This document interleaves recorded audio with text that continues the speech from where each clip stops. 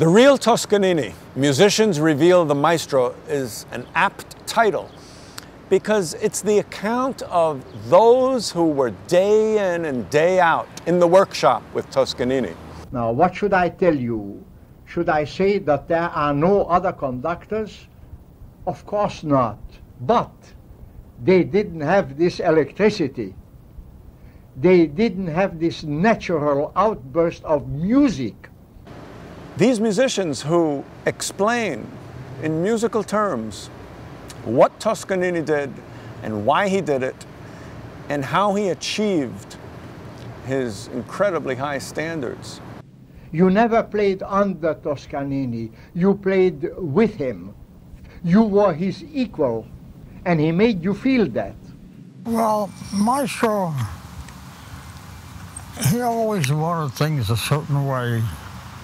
If he didn't get it, he was not very happy.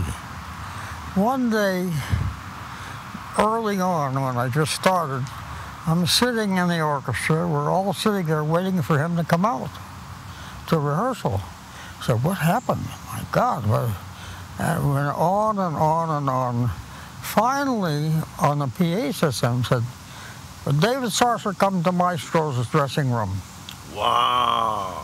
I said, what did I do? So I get up, put my fiddle down, and I go up to the podium, and there's Jimmy Dolan. And he says, don't worry, Maestro has a problem.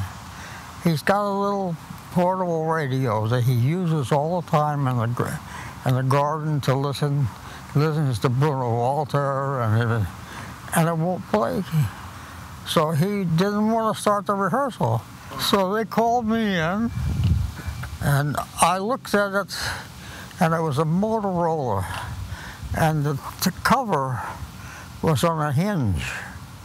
The cover was the antenna, and the hinge had a piece of copper attaching the antenna to the radio, and it was cracked. There was no antenna. So I said, can you get me a soldering iron? They said, of course. And they went upstairs, they brought down a soldering iron, and I touched the little antenna, and it played.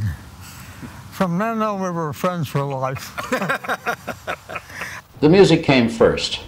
People didn't matter. Toscanini didn't matter.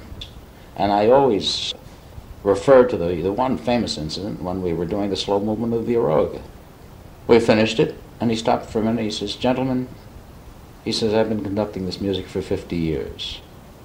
I do it mala. I do it badly. He says, please, may we do it once again, not for you, but for me. Well, that's a big man.